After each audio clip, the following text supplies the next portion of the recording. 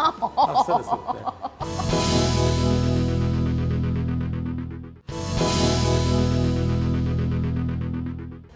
आइए। वाह, अस्सलाम वालेकुम। खालिद साहब अब तक मौजूद हैं। यस। शेख साहब और खालिद साहब की जोड़ी। और ये किटी है, हमारे साथ अस्सलाम काम जी। करते हैं और खालिद साहब को आप जानते शेख साहब, वाइट कलर से तो बहुत इश्क है। आप ये बताएं, आपके अगर खुद वार्डरोब में खोल के देखो तो सिर्फ वाइट कलर है या उसके अलावा हैं। नहीं भी ऐसा कलर नहीं है, अच्छा। मगर वैसे मुझे अच्छा लगता है भाई।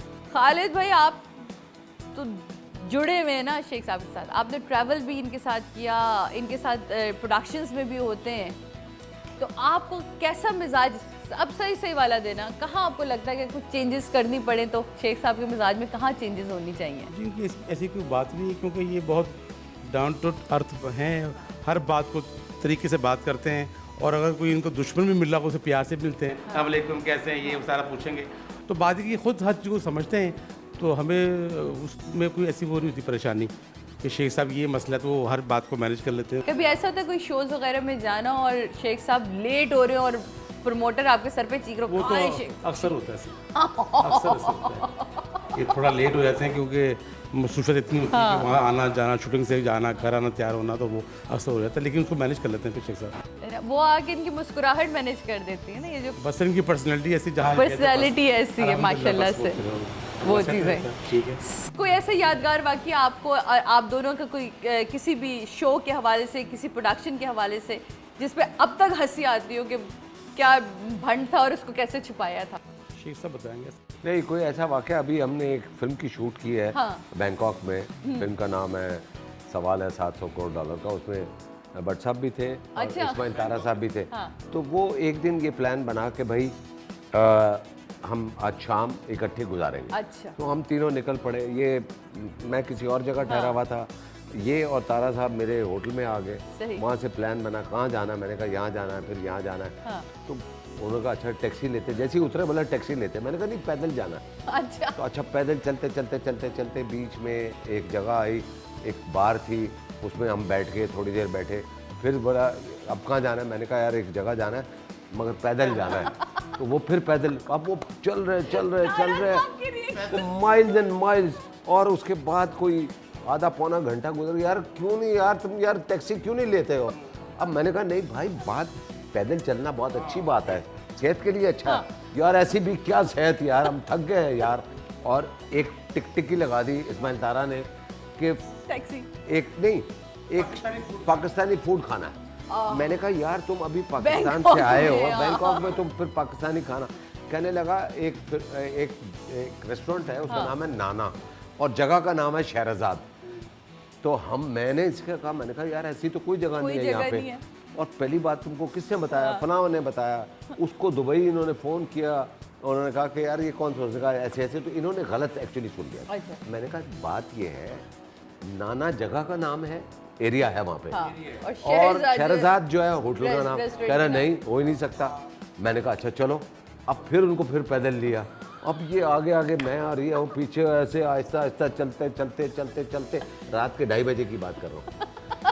और एक टाइम पे ऐसा आ गया कि मैं को रेस्टोरेंट में मिल गया, जितने 2-3 बज गए और मैं उसे फास्ट जा रहे हैं। अब तारा साहब पीछे पीछे हमें आवाज़ें दे रहे हैं और हम आगे अब सुन तो लो भाई, कहाँ जा रहे हो? थक गया फिर वो एंड पे आगे और वो उसका रेस्टोरेंट मिली और रेस्टोरेंट मिल गया। हाँ, मिल गया फाइनली पाकिस्तानी खाना उन्होंने खा लिया। जी बताइए शेख साहब, अब हम यहाँ से निकल के कहाँ जा रहे हैं? अब हम जा रहे हैं, मेरे डिज़ाइनर है, ठीक है, हुमायूं आलमगीर, और वहाँ चल रहे हैं कुछ वो फिल्म के कपड़े उससे बनाने हैं। तो आइए चलिए जरा, आप भी चलिए हमारे साथ। आइए।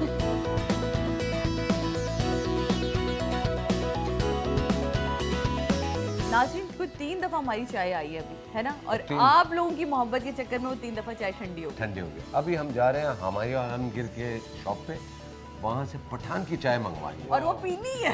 पिएंगे और नाज़रीन को भी दिखाएंगे। बिल्कुल बिल्कुल, चले जी।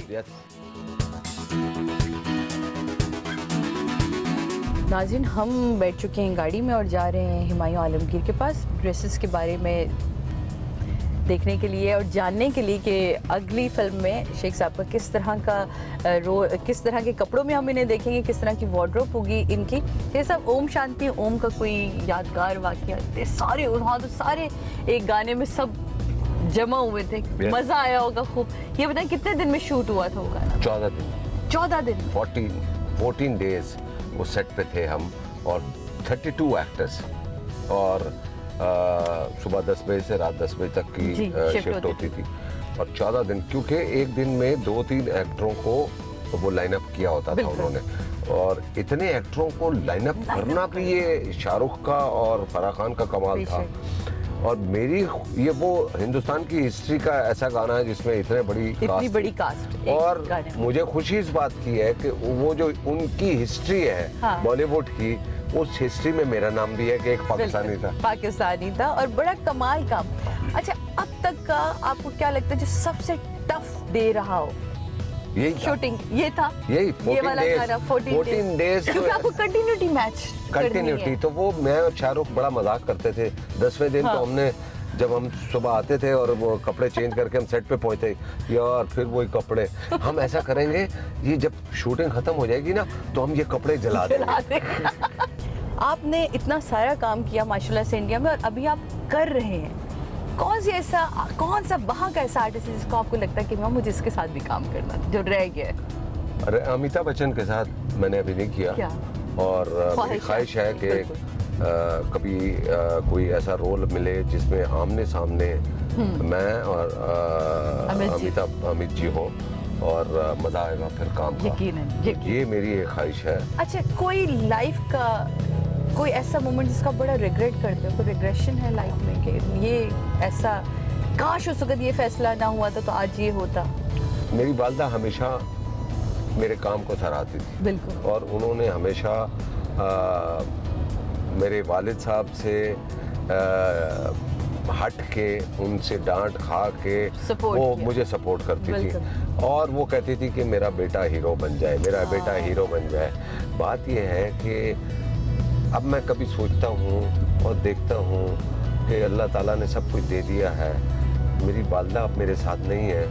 काश वो देख सकती कि जिस बेटे के लिए वो दुआ कर रही थी वो आज किस मकाम पे। बेशक। ये एक रिग्रेट। और मुझे इस बात का यकीन है कि वो यकीनन देख रही हैं, और वो जहाँ भी हैं वो बहुत पुरसुकून होंगे अब आपको देख के। यस। कि जो वो दुआ करती थी वो रंग लाई, और माशाल्लाह खुदा ने आपको वो नाम, वो पहचान दी कि अब हमारा पाकिस्तान, जो कि हमारी पहचान है, अब पाकिस्तान की पहचान में एक जावेद शेख का नाम है।